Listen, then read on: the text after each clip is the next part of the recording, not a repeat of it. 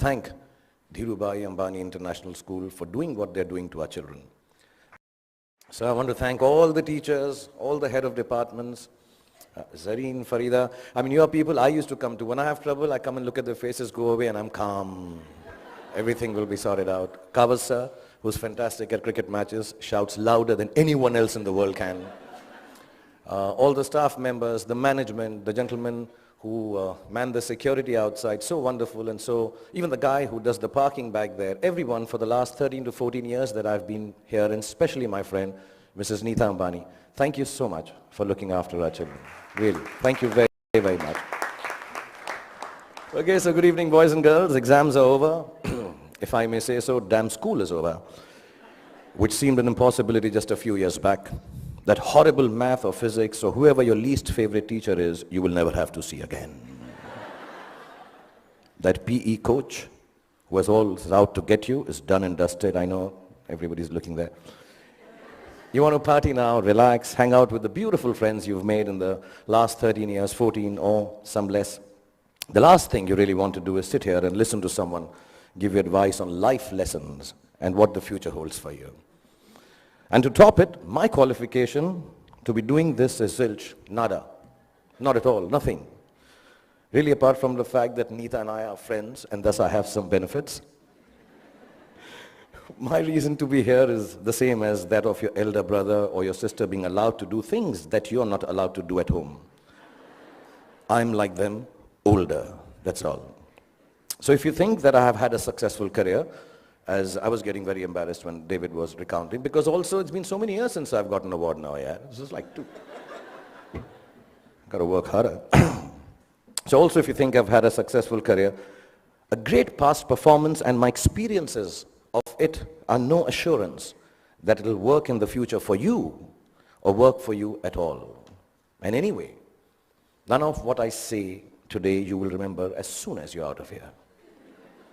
Or maybe even earlier, because you're still sleeping from the big party you guys had last night. What I say may make sense to your mom or dad, who will remember it some years down the line, and they will also remember it for all the inappropriate things that I'm going to say tonight. But you are here, and so am I, so I promise to keep this extremely crisp and sharp. 20 minutes, tops. But be rest assured, I understand if some of you walk out in the middle of my speech for bladder control reasons. Feel free to do that. Feel free, because that's what essentially my talk is about. Feeling free, the freedom to be yourself, to listen to your inner voice and never let anyone tell you who you are or who you ought to be, including me. These are the only years of your life in which you will be allowed to make regret-free mistakes. As you do so, you will chance upon your dreams and hopefully make a happy life out of their fulfillment. When you get to be 50, as some of your parents are, none of the mothers, they all look 35. They're all looking extremely hot. Some of your parents are, and like I am, you will know that the bulk of your regrets are from not having done what you wish to do. So don't hold it against your over-diligent father who's telling you to study extra even post the exams. Your annoying mother who's still depressed that your handwriting is bad. You know, she doesn't understand. If it was bad 5 years ago, chances are that your handwriting is not going to improve for the rest of your life, ever. Ma'am, get that clear. It's not going to happen. But let me assure you, squiggles and ants and mosquitoes on paper won't kill your career.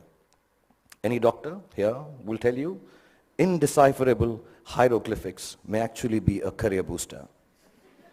Don't be angry that your parents tell you that friend of yours is not good company, he is spoiling you. And please don't hold it against them when they tell you, he's a movie star's son, he'll become a hero, what about you?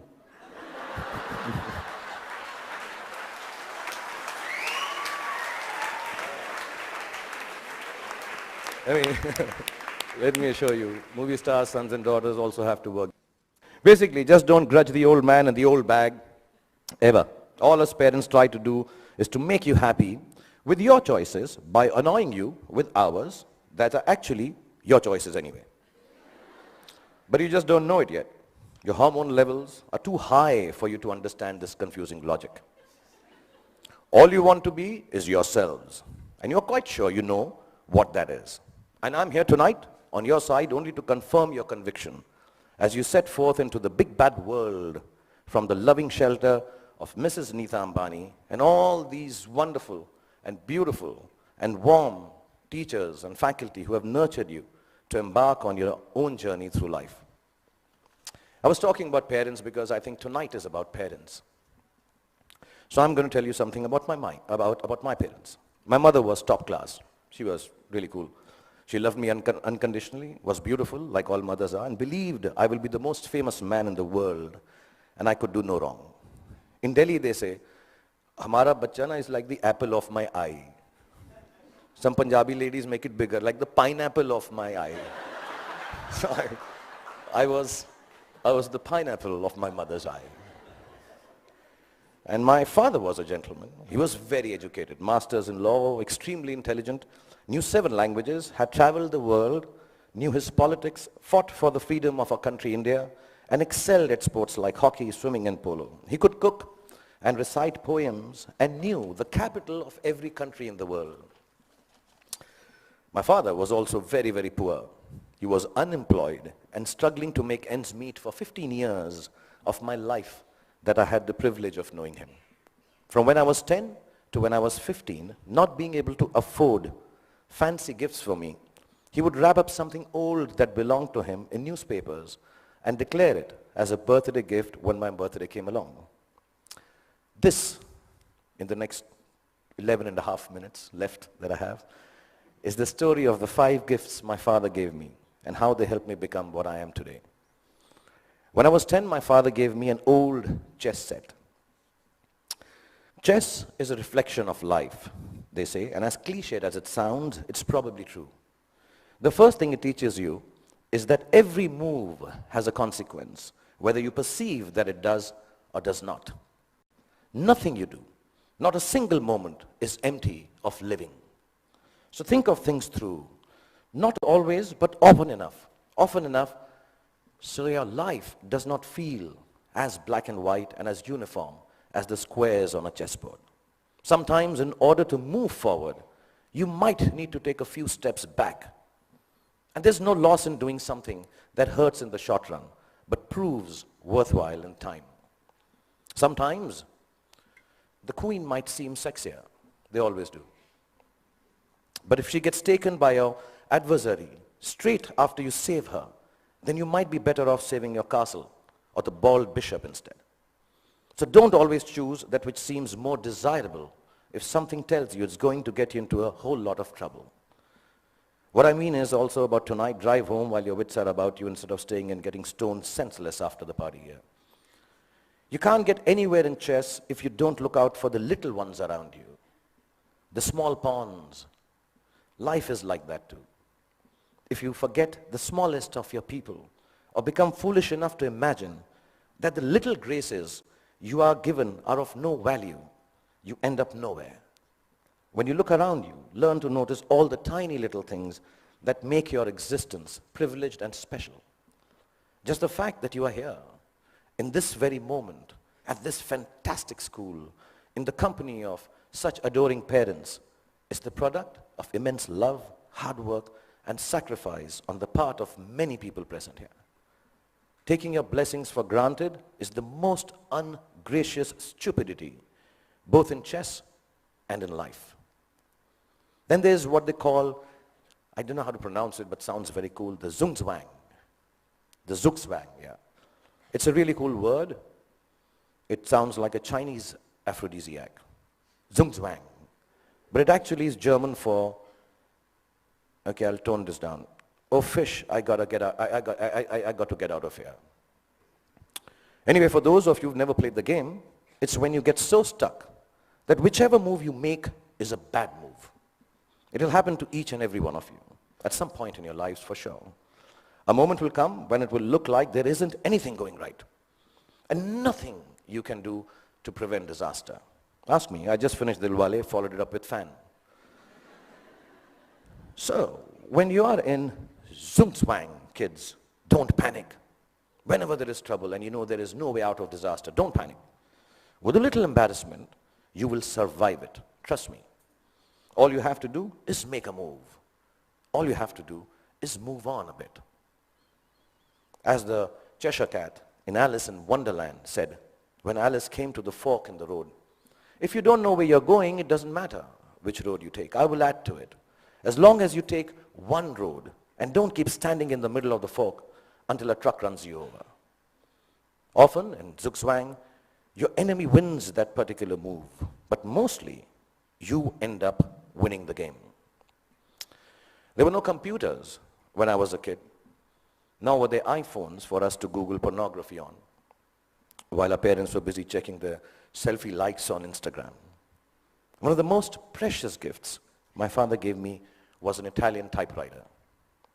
I learned how to use it from him, how to roll paper into the roller and press the lever, I don't know if you guys have seen a typewriter.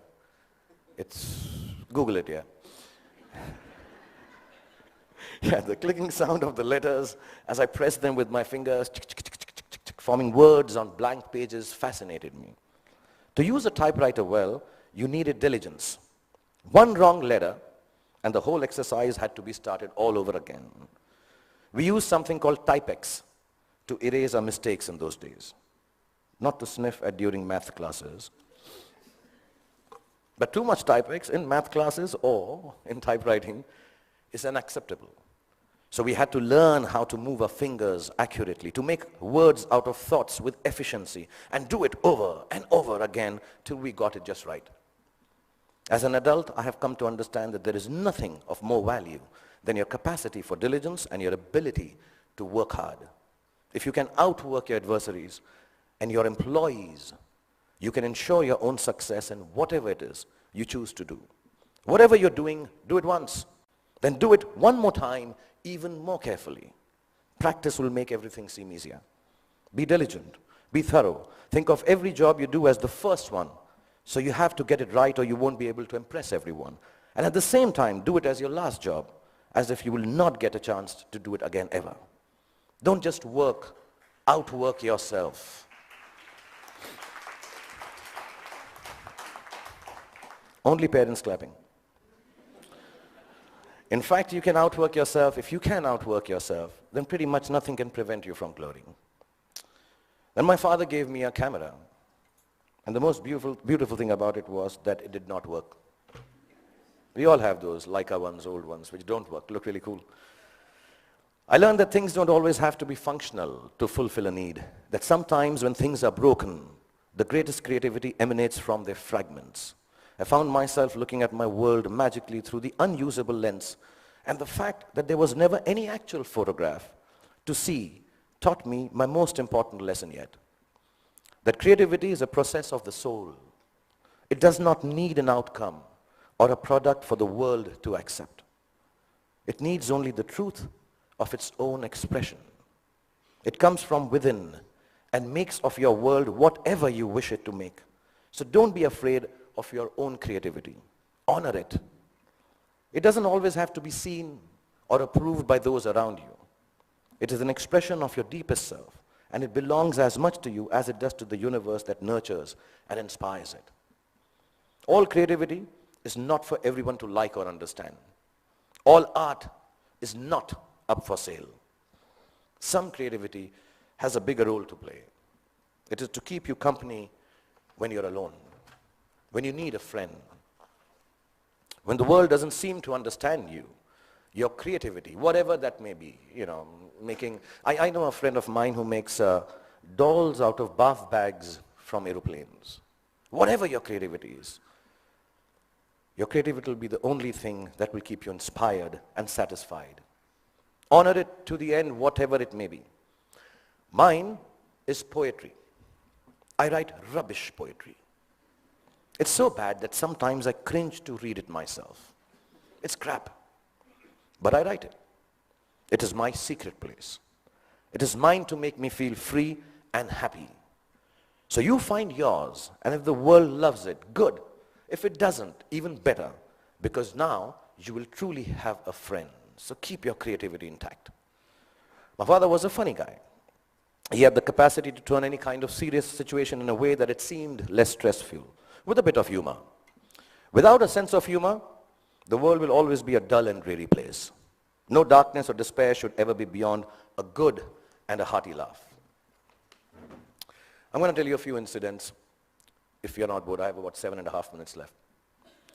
We used to live on the 3rd floor of an apartment building, and as people on 3rd floor tend to do, my friends and I used to throw things down from the balcony. You know, wrappers, tidbits, dog shit wrapped in newspapers, the usual stuff, yeah. One day, the old gentleman on the ground floor, there always is an old senile gentleman on the ground floor. He had had enough of our daily droppings. He charged at us, yelling at the top of his voice, भाई साहब, ऊपर से चीजें नीचे आती हैं, ऊपर से चीजें नीचे आती हैं. And you know, the whole mohalla, the colony emerged to witness the spectacle. My father was there, I was mortified. And he kept screaming, ऊपर से चीजें नीचे आती हैं. And my father calmly looked at him and said, चाचा जी, ऊपर से चीजें नीचे आती हैं, ये न्यूटन ने बहुत सालों पहले बताया था. आप कोई नई बात बताओ, अंदर बैठ के चाय पी के बात करते हैं. And it instantly diffused the situation. The old man smiled. We went into the apartment, worked out how dog shit needs to be disposed of properly. Over a cup of tea, and life was back to normal again. And there was another incident I'm going to relate. I had been eyeing this attractive, dusky girl who lived in our building. As smooth as I have always been with ladies, for some reason it occurred to me that if I blew up her letterbox with a Diwali cracker called Atom Bomb, she'd be very impressed with me. I've always been good with girls like that, yeah. I know things girls like. In this insanely romantic belief of mine, her letterbox soon exploded before her eyes. And I still don't know why the desired effect of running into my arms in slow motion was replaced with a screaming drama in which she flew up the stairs screaming, Amma, come here, Amma, ingeva, Amma, ingeva. She was a Tamilian lady, yeah. I took my chance, and as all macho men should do, I fled the scene. A few hours later, the doorbell rang. I looked through the magic eye, and the mother of the love of my life was standing outside looking incensed. I found a place to hide. My father opened the door. The lady began to rattle off a complaint. Your son this, your son that, sorry, my Tamil is not good, but it sounded like that. And he listened patiently and then responded, you know, ma'am, as you were speaking, I was getting angry with my son. But then suddenly I realized how beautiful you are. And I can imagine if your daughter looks anything like you, how can my son be blamed for falling in love with her and behaving so stupidly? The lady went silent as my father continued telling how beautiful she was. And then she became a little coy. Another cup of tea was had, and she said to me sweetly, Beta, just because my daughter is so beautiful, you shouldn't behave badly with her. You should come home, sit with us, and be friends. So not only did my dad get me off the hook for blowing up the girl's letterbox, he actually got me inroads to a long, satisfying relationship with the love of my life that lasted 6 days. Because then I realized that dating beautiful girls has its downside. Every boy in the colony made advances at her, so I was regularly beaten up in my attempts to offer her some boy-friendly protection. But that's another story. The point being, learn to laugh at yourselves every chance you get. If you can manage not to take yourself too seriously, no matter how big a shot you become, or how lowly, useless, trivial you feel, you will instantly disarm life's power to beat you down. It makes you braver to face ugliness because it changes your perspective. Humor is actually the deafness to see the world, the reality, for the transient farce it really is. It's like a talisman for survival. Cultivate it and allow it to lighten every heavy moment. Wear it like a vulgar tattoo if you don't already have one. Don't ever let it get washed away in the turbulently beautiful seas of life. It's your ticket to staying young and childlike forever. And you'll realize why it matters to stay childlike when you're my age. And you watch this speech on YouTube with your children. I'll probably have kicked the bucket by then, having smoked enough cigarettes to light up a forest. But I certainly hope that you will have understood what I understand now. No, not that smoking kills, that part is okay. But what I'm referring to is what counts as the most beautiful and final gift that my father gave me. I only realized it was a gift on the day he died, when I was 15 years old. A gift your parents have given to you already. Yes, the singularly most exquisite gift you and I have been given is the gift of life itself.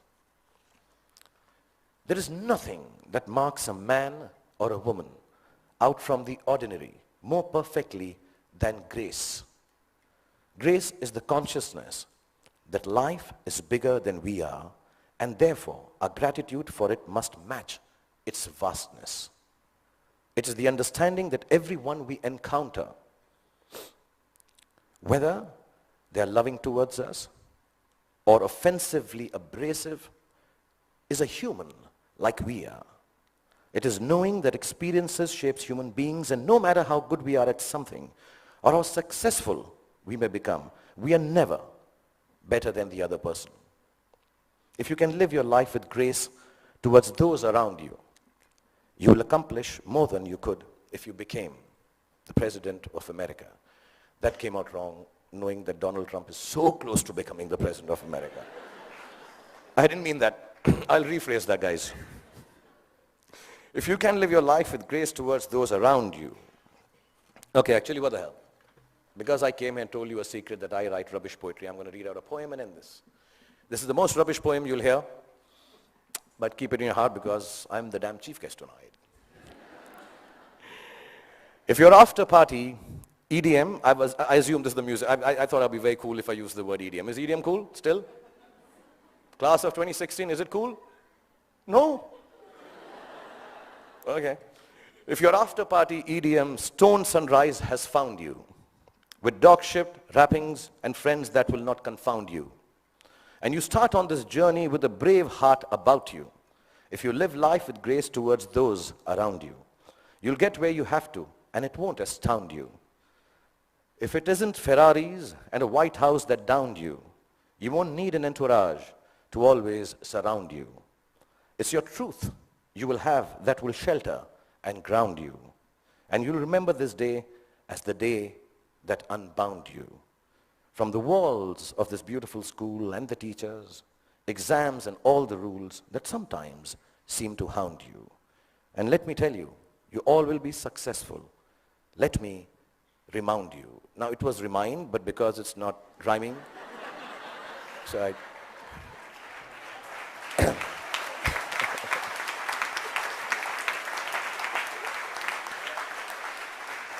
So boys and girls, go forth, be free, have fun, make wrong choices, make mistakes. You will still succeed because the gift of education you have from this wonderful institution called Dhirubhai Ambani International School. The love Nita has given you and the genes that your parents have provided you with will always look after you. And when you succeed, don't forget to thank your